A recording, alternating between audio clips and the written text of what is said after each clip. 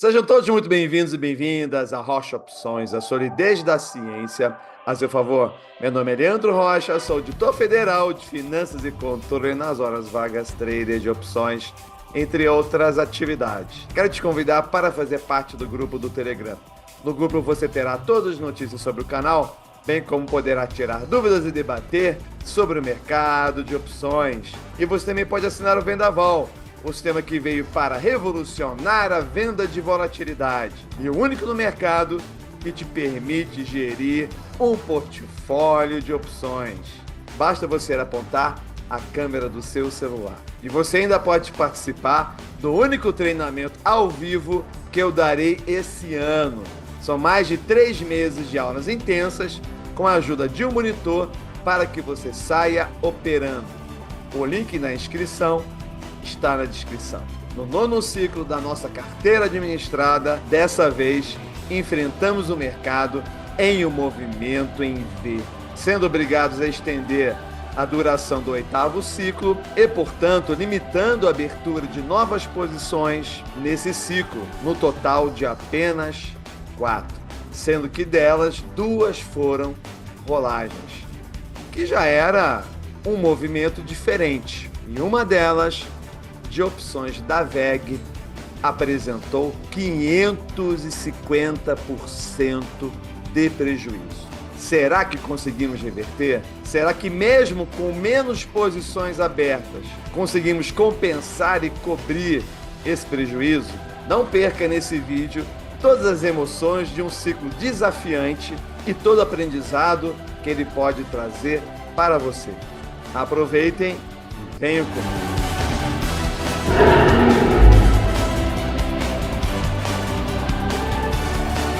Então vamos lá, 9ª carteira administrada e apropriação por junho. Então aqui nesse mapa de entradas e saídas, em primeiro lugar a gente percebe que foram somente 4 ativos. Nós observamos aqui que foi um momento na qual o mercado ele andou em V. E veja você, porque por aqui você já começa a entender o que pode ter sido mais tranquilo e o que poderia ter sido mais desafiador aqui nas entradas e saídas. Por exemplo, aqui Sabesp. Sabesp nós abrimos nesse patamar aqui do mercado e fechamos no mesmo patamar. Muito diferente da VEG, na qual nós abrimos a operação de uma forma aqui muito mais inferior aqui no gráfico e depois saímos com ela no patamar mais superior. Interessante observar aqui que a entrada de um GPI Small foi quase que no vértice aqui. Normalmente não seria bom em função de você estar aqui começando praticamente uma linha reta até o cume. Só que essas 2 posições aqui, na verdade, foram roladas. Então, elas já estavam em TM. E elas, então, trouxeram para o portfólio uma estrutura de delta-beta que já era positiva.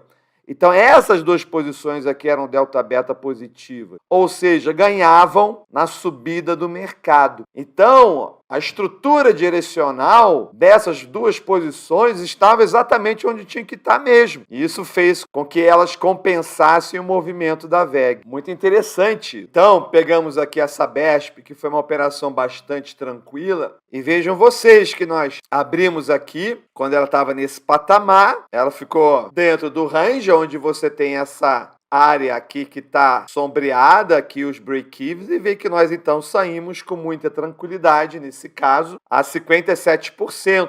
Houve uma pequena queda e depois recuperou e nós fechamos nesse patamar. O que não ocorreu com a VEG, né? Você já observa aqui pela linha azul o quanto a volatilidade histórica dela subiu. E vemos aqui todo o exercício que nós fizemos para tentar minorar o prejuízo da VEG, que alcançou menos 550%. Então, começamos com uma aproximação, essas linhas azuis aqui são os novos break-evens. Então, ela bateu no novo break-even, fizemos um straddle com o novo break-even, e ela bateu de novo esse break-even, quando então nós invertemos. E quando nós invertemos, mesmo assim, ela continuou indo. Nós temos que aqui, que esse lado da direita aqui é o lado do vencimento, nós não tínhamos aqui muito mais prêmio, quando você vai chegando ali nos últimos dias de vencimento, não há muito mais manejo a ser feito, e ela continuou em linha reta até o final. O pó estancou o prejuízo, mas a gente precisava compensar o prejuízo entre o break-even e o pó, que ele foi minorado, vocês vão ver mais adiante os valores, mas não foi suficiente nesse caso aqui para zerar o prejuízo. Muitas vezes se consegue,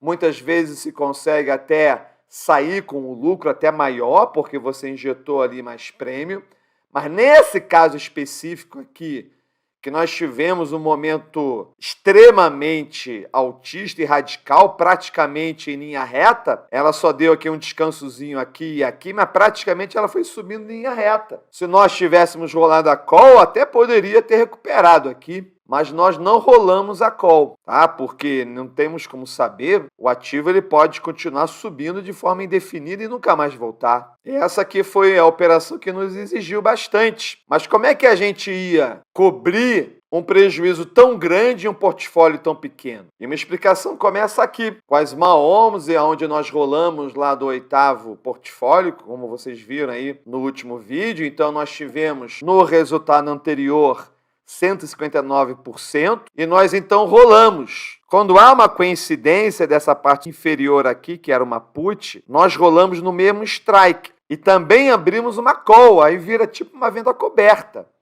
onde você tem uma put ITM e uma call ali no delta 16. E veja então que no ciclo anterior ela varou o nosso break-even, nós rolamos, veja que logo em seguida ela já voltou para dentro aqui.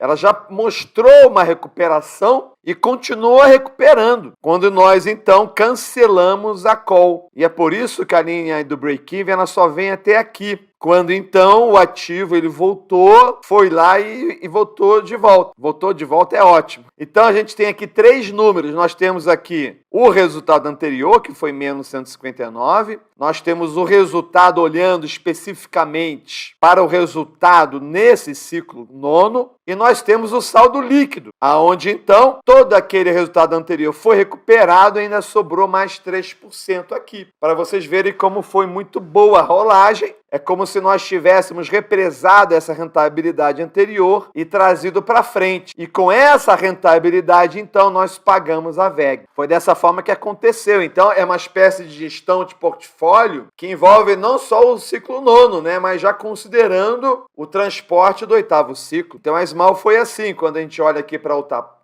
e a gente então também olha o gráfico dela, o prejuízo dela foi muito mais pesado, foi de menos 317 e nós rolamos. Veja que ela também recuperou aqui. Nós também, em determinado momento, tiramos aqui a call. Então, nós liberamos aqui o upside, tanto que depois ela subiu, e está subindo agora nesse momento aqui. Então, nossa análise ela foi correta, só não foi tão tempestiva aqui. Quando você olha o resultado dela somente dentro do ciclo, deu 63,43. A gente aqui não ficou tão seguro. E nós encerramos aqui antes do vencimento. Veja como ela voltou a cair aqui. Então, isso nos deixou bastante inseguros. Então, a gente resolveu encerrar sem cobrir totalmente o resultado negativo anterior. Mas ficamos satisfeitos em deixar somente menos 51% do resultado anterior. Ainda mais considerando que isso já tinha sido suficiente, com esse 63%, de nós, então, compensarmos a VEG. Então, veja que nenhuma análise de um ativo, ela é feita de forma isolada. Cada elemento do portfólio está cumprindo ali uma função aqui. A gente pode arriscar mais ou menos dependendo da relação daquele ativo com os outros que estão ali. Quando a gente olha o desempenho do risco gama, não houve tanta expansão. Nós abrimos aqui a operação no 0,135, então a gente trafegou ali com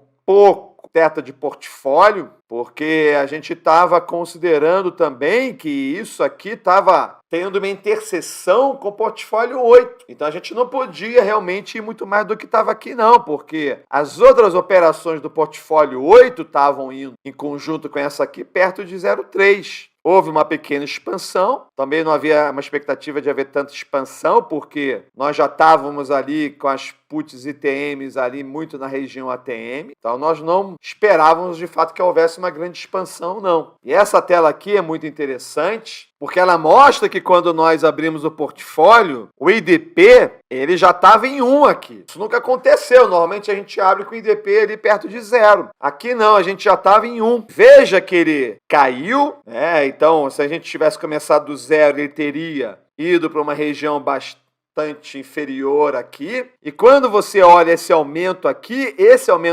ele não foi acidental. Esse acréscimo aqui no IDP, nessa região aqui, ela foi totalmente intencional, quando então nós recompramos as calls. Nós queríamos que de fato o portfólio ficasse bullish, ficasse direcionado para cima. Havia a nossa leitura que, de fato, o portfólio precisava ficar com delta beta positivo aqui. Então, você vê aqui que o IDP passou até de 3, porque a gente jogou o IDP para cima. Jogamos ele para perto de 3. Então, tá ali no 3, ele pode ficar maior do que 3, e realmente ficou. Nós deixamos ele ficar. E foi uma decisão muito acertada, porque o mercado estava ali subindo em linha reta mesmo. Então, você vê que quando você está ali tratando com estruturas, você tem o poder de, como se fosse dentro de cockpit de avião, de você direcionar o seu avião para a direção que você acha que o mercado está indo. Você pode até manter o seu portfólio de forma neutra, mas o que você não pode deixar acontecer é que o seu portfólio fique direcionado para a direção inversa que está o mercado. Você não pode deixar, além de determinados parâmetros, que o seu portfólio esteja direcionado para baixo, quando na verdade o mercado está indo para cima, ou você não pode direcionar a sua carteira para cima quando o mercado está indo para baixo. Então você tem que ficar ligado nisso aqui. Esse é o controle que a gente faz da direção que está a carteira, que está representado por esse gráfico aqui, que a gente pode, de forma intencional ou não, direcionar o nosso portfólio ou não. Quando a gente olha aqui o resultado por ativo, né? Quando você vê aqui o tamanho da pizza, a pizza é a quantidade de reais. É o caixa que trouxe, o que não trouxe, né? Essa parte vermelha aqui foi o que abocanhou, foi o tamanho do prejuízo. E qual é o nosso jogo? O nosso jogo é que essa fatia vermelha não represente mais do que 50% da pizza. Todo o nosso jogo é esse. A gente não quer que o prejuízo supere o lucro. Então, quando a gente está ali tomando as decisões ali, guiando as operações, isso aqui é uma das coisas mais importantes, ou seja, as pontas vencedoras estão cobrindo as pontas ou a ponta perdedora. Então, veja você, quando a gente traz aqui o percentual, é o percentual sobre o prêmio inicial, não é o quanto foi injetado de prêmio.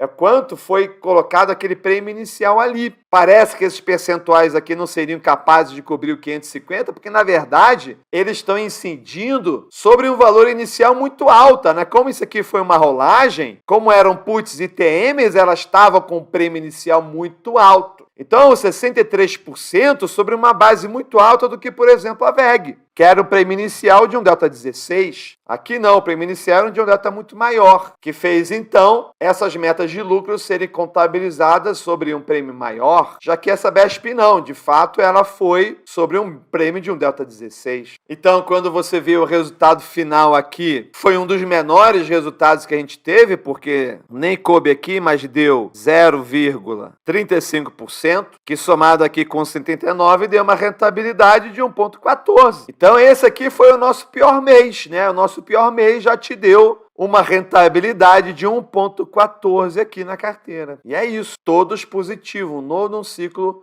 positivo também. Quando então nós pegamos aqui todos os 9 portfólios e abrimos aqui o 9º portfólio, que deu para a carteira como um todo um lucro de R$78 mil, então a gente observa aqui qual foi a contribuição de cada uma das opções. E vejam aqui, ó, olha quanto de prejuízo deu aqui essa ponta aqui. Quase R$1,5 milhão. Se não tivesse a VEG, a rentabilidade da carteira teria sido mais de 2%, mais o CDI, ou seja, a gente teria uma carteira que teria dado com apenas 2 posições, trazendo também ali 3 posições com a Sabesp, 2,1%, que somado com o CDI daria lá perto de 3% naquele mês. Quando a gente pega aqui os manejos, as pontas vencedoras, elas abateram 73% desse prejuízo, resultando, então, na verdade, no prejuízo de 700 mil, que foram cobertos, então, pelas outras operações. Quando, então, a gente apropria para o mês de julho, pelo menos na minha carteira, dá uma rentabilidade aqui no mês de 0,74, ligeiramente inferior ao CDI. Então, nesse mês aqui, em julho, a minha conta não pagaria taxa de performance. Quando você olha aqui a comparação da carteira com o CDI, você vê que é uma covardia. Isso aqui é uma covardia. Tá? Apenas aqui, você vê aqui no mês de junho que aqui a reta foi por aqui, essa aqui foi ligeiramente menos inclinada. Mas isso apenas mantém a gigante diferença entre a carteira e o CDI. Quando você compara com o Bovespa, aí o Bovespa dessa vez foi melhor. Ele teve essa subida aqui e nós tivemos uma leve subida. Mas veja que temos aqui uma situação na qual tadinho do Bovespa também. 21,2 a carteira e 11,82. Para você entender por que acontece essas diferenças de rentabilidade apropriadas dentro do mês, é algo que eu sempre explico, né? Porque você tem aqui nessa zona do quadrado aqui uma região aonde acontecem as nossas operações, só que o aplicativo do BTG, o corte mensal, ele não corresponde ao tempo daquela operação. Então você pode ter aqui até a coincidência aqui de lucratividade, que podem até se concentrar 3 ciclos em um mês, somente. Essa aqui ainda é muito pouco, mas você pode ter 2 ciclos que se concentram. E mais do que isso, quando você atravessa um mês para o outro, pode haver diferença de apropriação para mais ou para menos, dependendo da hora ali que é feita a contabilização, que pode fazer com que uma rentabilidade para uma carteira entre para o mês 3 e a rentabilidade de uma carteira entre para o mês 2 ali, naquela virada de mês ali.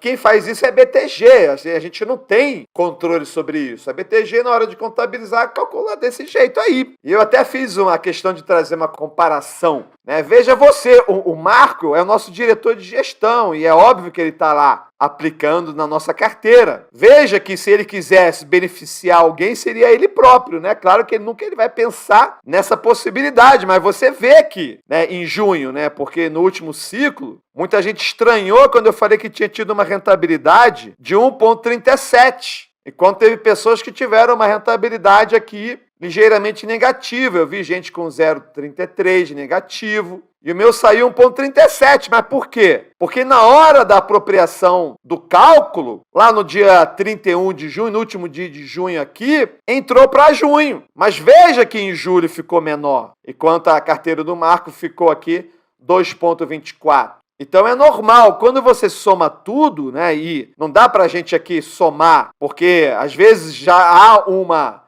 diferença quando a gente vem de maio para junho, né? Então, mas quando você soma desde o início, e claro, 2 carteiras que abriram lá no mesmo dia, você vai ver que deu a mesma rentabilidade. Então é uma questão apenas de como está sendo apropriado dentro de cada mês. Se você ganhou muito mês, é porque você apropriou menos aqui no mês anterior, ou se no mês anterior você ganhou muito, vai ficar menos no próximo mês, porque é isso. E qual é a boa notícia? A boa notícia é que, no fundo, não vai ter mais isso aqui. Não vai ter mais essa diferença de apropriação. Todo mundo vai ter a mesma cota, que vai variar do mesmo jeito. Já não vai ser a mesma coisa no Spice, né? No Spice vai continuar sendo uma carteira administrada. Talvez no futuro se torne também um fundo. Mas eu sei que tem muita gente que precisa ainda compensar muito prejuízo. Então vai continuar na carteira. Então saiba o que acontece. Não tem, isso aqui está fora do nosso controle, né? Tudo é distribuído igualmente, né? O preço é feito um preço médio e todo mundo tem aquele mesmo preço médio da negociação. Mas pela estrutura de apropriação da BTG, pode haver essas diferençazinhas aí, tá? Não é a primeira vez que eu explico isso. Quais foram as síntese e lições? Pela primeira vez, um fato inédito, resultado das rolagens, começamos com delta beta positivo. Isso foi muito importante, considerando que o mercado apresentou um forte movimento de alta. Então, se nós tivéssemos ali aberto operações neutras, a partir do momento que o mercado começou a subir, o portfólio ele se torna bearish, baixista. Então, naturalmente, a gente seria obrigado a neutralizar o portfólio, inserindo estruturas que trariam ganho pela subida do mercado. Como nós já começamos, então, com delta beta positivo, não precisamos neutralizar, porque ele começou positivo, ele se autoneutralizou porque o mercado subiu. Essa é a visão que você tem que ter quando você está operando, né? Você que aí quer operar no nosso operacional, você não pode ficar olhando somente para a posição. Você tem que olhar sempre para o todo. Em condições normais, teríamos feito um delta hedge inserindo uma estrutura. Mas nesse caso não houve necessidade, porque a carteira já estava bullish. Esse portfólio foi que menos posições foram abertas, somente 4 posições. E a razão disso foi o momento desafiador, onde o mercado movimentou em V, o que obrigou a mantermos por mais tempo o 8º portfólio. Em tese, essa estrutura com menos posições prejudicaria a cobertura das posições perdedoras, em especial de movimentos explosivos. Entretanto, o alto poder de recuperação das rolagens foi suficiente para cobrir a posição deficitária. Os manejos e a posição vencedora recuperaram mais de R$1 milhão dos quase R$1,5 milhão de prejuízo, ou seja, 73,6%. Não foi possível alcançar o 100% em função da VEG subir em linha reta, sem nunca corrigir até o último dia lá do vencimento. Esse prejuízo, que foi coberto, não será recuperado, já que nunca rolamos a ponta da call, diferente das estruturas que nós rolamos de put. Para se obter uma dimensão da recuperação, somente se tivessem sido roladas 2 posições, se teria obtido uma rentabilidade de 1,65. Considerando a Sabesp, teria dado 2,1. Então, como resultado, obtivemos 0,35 de rentabilidade final para esse ciclo e 0,74 total para junho, quando então contabilizado, porque entrou em junho ali uma parte do 8º, talvez até um pouquinho também do 10º aí. Na minha conta da carteira, então, quando a gente junta da primeira carteira até a 9ª carteira, nós temos aqui uma média de rentabilidade de 1,87. Quando o Bovespa teve 1,1, com um desvio padrão quase 3 vezes maior e muito superior ao que você teria obtido aí no CDI. Então, nós estamos muito satisfeitos, né, com essa rentabilidade. E, principalmente, né, com a consistência que nós chegamos. Muita gente questiona, Leandro, vocês teriam se dado melhor se tivesse rolado a call. Inclusive, quando eu estava dando aula hoje, alguém mais uma vez perguntou isso. E eu abri, então, os gráficos, as empresas que normalmente nós negociamos, os ativos derivados, eles são ativos muito bons, que têm sempre uma curva ascendente. Todos os ativos que nós negociamos têm, de forma consistente, crescido no tempo. Então, eu abri para ele os gráficos e mostrei, tá vendo aqui? O que teria acontecido se você tivesse rolado uma call aqui, ali e acolá? Nunca mais teria voltado. Então, você quando rola uma call, você tem uma fortíssima chance de nunca mais voltar. Você tem uma dívida que é mantida e pior do que isso, vai crescendo no decorrer do tempo. Não é porque a rolagem é positiva que você tem que rolar, não. E não é porque a rolagem é negativa que você tem que deixar de rolar, porque as rolagens dos ativos que nós negociamos, de put, inevitavelmente depois vai ser recuperado. Não há problema nenhum. Então você vê que esse vídeo aqui, ele acaba atendendo várias finalidades, né? Primeiro, é uma prestação de contas aos investidores, para eles entenderem por que eles abriram lá o aplicativo e só viram lá 4 ativos, quando normalmente eles vinham 8, eles entenderem ali que no decorrer do mês pode haver aquele balanço, mas o nosso compromisso, nós não temos como evitar durante o ciclo que haja um balanço. Nós não podemos focar nisso, nós temos que focar para que aquele ciclo, quando olhado de uma forma isolada, muito mais do que apropriação, porque você pode ter ali, por uma questão contábil, um mês negativo, mas não houve um portfólio negativo. O mês negativo foi apenas uma apropriação que não aconteceu ali. A gente gostaria muito que cada ciclo ficasse encaixadinho, que nem numa caixa dentro daquele mês, mas não acontece. Acaba havendo deslocamento de rentabilidade para um mês ou para o outro, que pode fazer com que um mês fique negativo, mas é pouquinho ali. O que é importante, a gente precisa estar sempre focado, é garantir que o ciclo como um todo ele seja positivo. Então, entendo que no decorrer do ciclo pode haver muita variação, mas tudo que está acontecendo ali está sendo calculado, está sendo gerido, de uma forma que os movimentos, quando eles aconteçam de uma forma previsível que vai se recuperar até chegar lá perto do vencimento. Tem toda uma ciência de gestão por trás disso. Faz parte, saibam disso. Tem emocional para isso. Eu até recomendo que você não fique lá todo dia entrando, né? A vantagem do fundo vai ser essa, de você não ficar lá acompanhando. Eu sei que tem muito viés educacional também, de você acompanhar, isso é bacana. Nós temos muitos alunos que acompanham, mas o objetivo da carteira e do fundo é deixar você tranquilo e não você mais preocupado, né? Confie na gente. Eu acho que nós já demos aí provas para que você possa sempre confiar. 9 seguidos positivos. E o 10º, será que vai ser? Aguarde as cenas dos próximos capítulos. Então você, se quiser colocar o seu nome na lista de espera do fundo, então não há mais que se falar da carteira administrada, pelo menos da carteira ali principal, que ela vai se transformar no fundo, mas o que vai realmente continuar como carteira administrada, continuar não, vai ser lançada como carteira administrada, vai ser a carteira SPAIS, que a gente sempre começa com uma carteira e depois vira um fundo. Aqui a gente já tem condições de virar um fundo, já até perdi a conta, são mais de 100 investidores, já estamos aí alcançando 30 milhões de recursos. Então, se você quiser colocar o seu nome na fila de espera do fundo, você entra aqui nesse link, ou você coloca a câmera do seu celular no QR Code, entra aqui nesse formulário e faz, então, o preenchimento da sua vaga. Então, estamos aqui na última semana da história da nossa carteira administrada Rocha Opções. Quando, então, chegarmos nesse vencimento agora, encerraremos essa linda história que foi os 10 meses da carteira administrada, já alcançando rentabilidade acima de 20%.